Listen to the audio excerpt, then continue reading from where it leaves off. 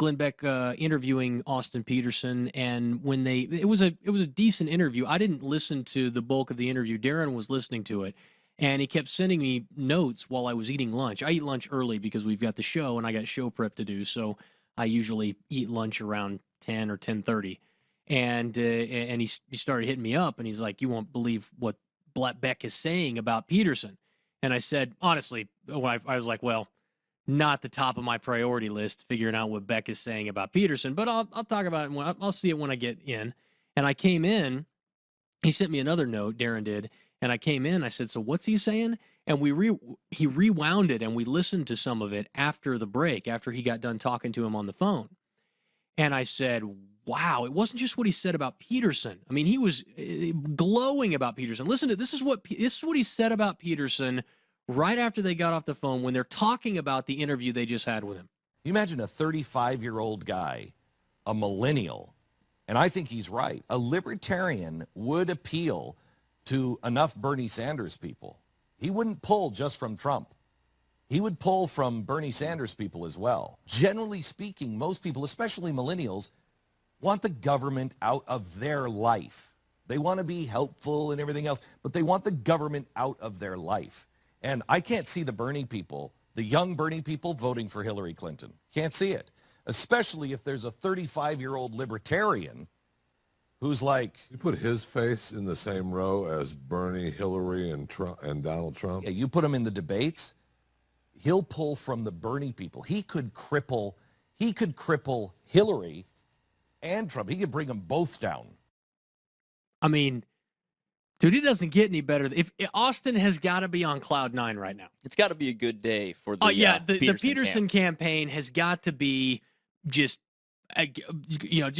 bursting at the seams. I sent the clip over to him, and actually I sent him a note after we saw it, and I said, hey man, I saw what Beck said about you. Has your website crashed yet? Meaning, has so much traffic come to your website that it's crashed because people can't get on it because so many people are flooding over there. And Austin said, he said, what? He said, what are you talking about? He said, I didn't hear anything that he said after I got done with the interview. He probably got done with it and went on with his day. And so I sent him that clip. I cut it up and I sent it to him. I said, we're going to talk about it on the show today because it's pretty big news for you guys. It's as big as news as Johnson getting Coke money, which apparently now may or may not be happening. But I sent him the clip, and he's like, oh, holy smokes. He didn't even realize it. And he posted the clip online. It now has over 17,000 views, over 542 shares. In like the last hour or 2 hours or something like that. I mean, it's for libertarians. It doesn't get any better than that. And don't tell me that, oh, Glenn Beck's lost his mojo. Because I keep hearing that. Oh, Glenn Beck, he's basically irrelevant now. The man has the fourth largest radio show in the United States? 12 to 15,000 listeners. Or 12 to 15 million listeners a week? Yeah, he's not irrelevant. He's very much relevant. And it's to have that kind of, and this is the other thing. I was telling Darren before the show started, I said, the thing about Glenn Beck is he represents the feelings and the thought process of a huge chunk of Americans.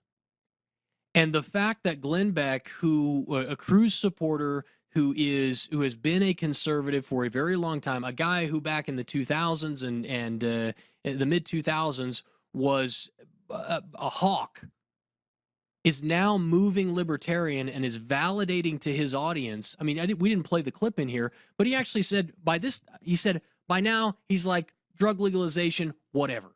He's like, it's not on my radar. It's not something that I think about every day. But he said, it's obvious that the war on drugs has been a huge disaster. I mean, you find a Christian conservative radio talk show host, which is exactly what Glenn is. I mean, the guy could basically be on a Christian network. For that guy to come out and say, yeah, the libertarian may be the way to go. I could see a guy like Austin Peterson sucking votes away from Republicans and Democrats if he could get on the stage, is a huge validator for the ideas and the principles that we have been pushing. Because all of those folks out there who thought it was a crazy idea, who thought libertarians were a bunch of goofballs, who thought this is a fringe freak party, to hear Glenn say it, now all of a sudden they're going to say, well, you know, maybe I don't really know as much as I think I know. Because Glenn, like him, love him, hate him, despise him, is a thought leader in America. And here's what he said. This is the second clip that I'm queuing up now, that Darren's going to queue up for you, is what he said about libertarians in general. And this is important for those of you who are libertarians because we talk about it on this show every single day. What have I told you? I said this is a game of inches.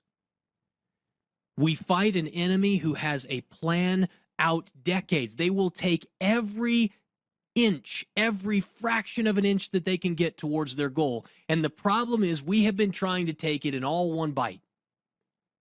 I said, you cannot do that. We need to fight for every inch. And in every decision that we make, we need to ask, does this take us closer to liberty or closer to tyranny?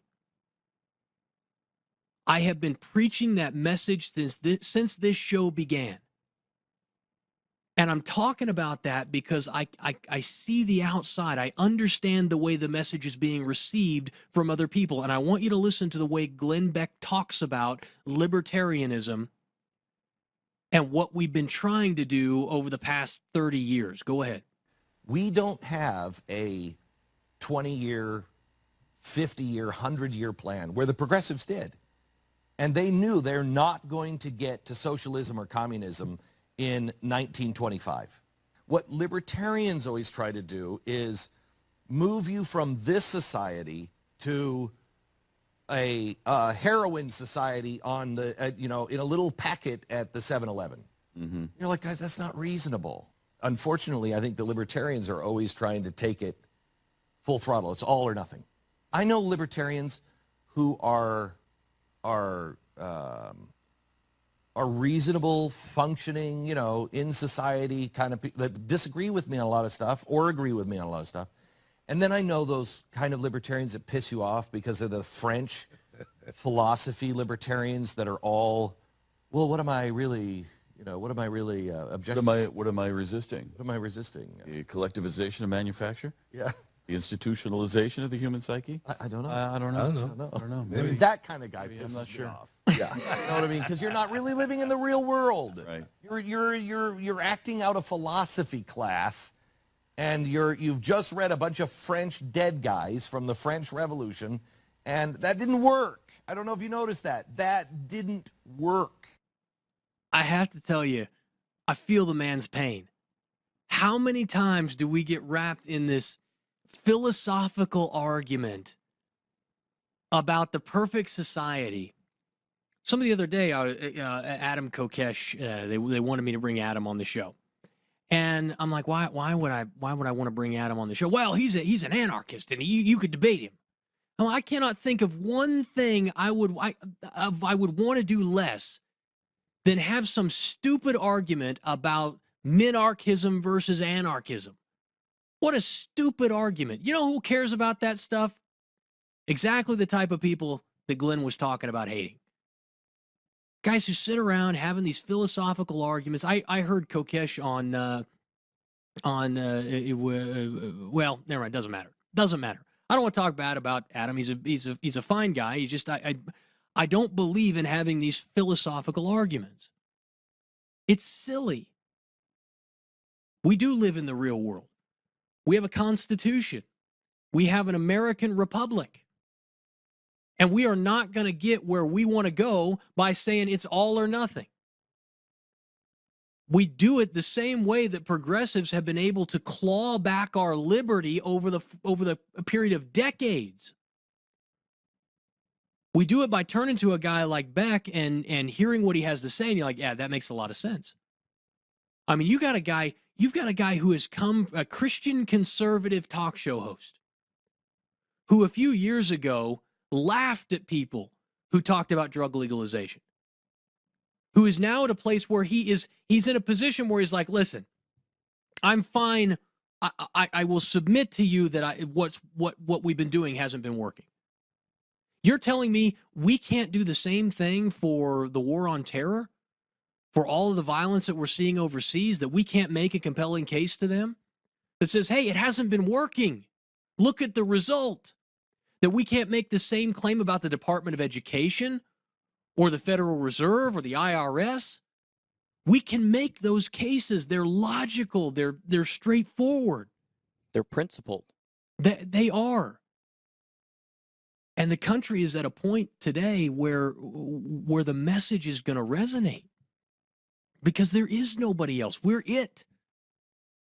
Donald Trump is not a conservative. He's not a constitutionalist. He's a populist.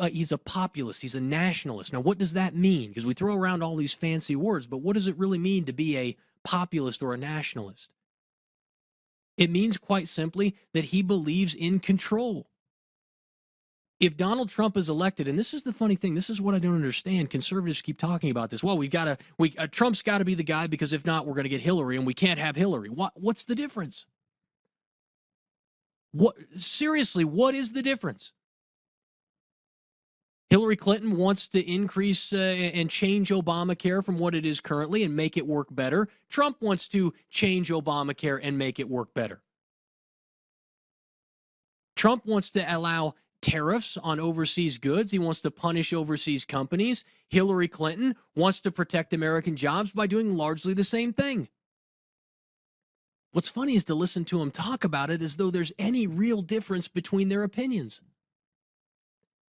They are essentially the same person. It's just one of them says, make America great again, stars and bars, America, guns, fireworks. And the other one is some East Coast elitist, progressive, who talks about transgender rights and whatever, raising taxes. Well, the funny thing is Donald Trump says all the same things. Raise taxes on the rich, yes. Oh, I won't raise taxes on the middle class, though. Yeah, how many times have you heard that? The same garbage. And here you got a chance. We got a chance this election to drive a stake in the ground, to legitimize an idea that's been lost. You guys understand what that means? Constitutional liberty, the principles that the country was founded on, this idea that you have a right to live free. I've got on my Facebook page, on the fan page, you can go to it. I'll read this for you. It was powerful enough that I created my own meme about it. It was written by a guy named Dean Alfange. I don't know his name. Doesn't matter. He's talking about American exceptionalism. He says, I do not choose to be a common man. It is my right to be uncommon if I can.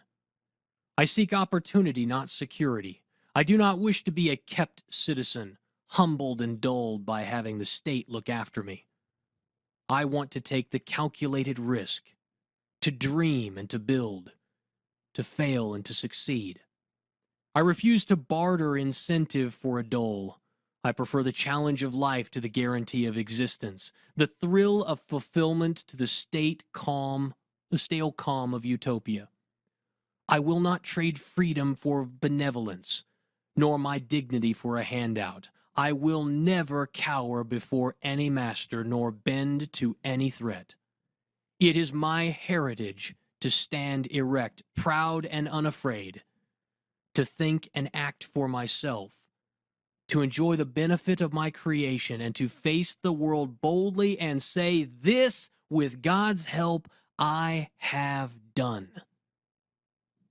All this is what it means to be an American. This is what it means. This is what we have lost. The libertarian idea still bears that torch. We still carry that flame. This is our opportunity. And if you are listening to this for the first time, if you found us somewhere and you're wondering and you're looking at the election today and you're trying to decide between left and right, and now all of a sudden you've got this brave new opportunity. Someone's presented you with a third option and you're saying to yourself, can I really do this? Understand what it means.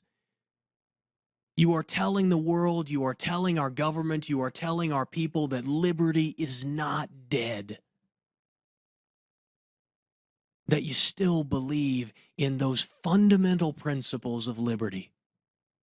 And that you'll fight to protect them. Guys, I love you. Have a great weekend. I'll see you back here on Monday. Until then, be safe, be good. I'll talk to you then.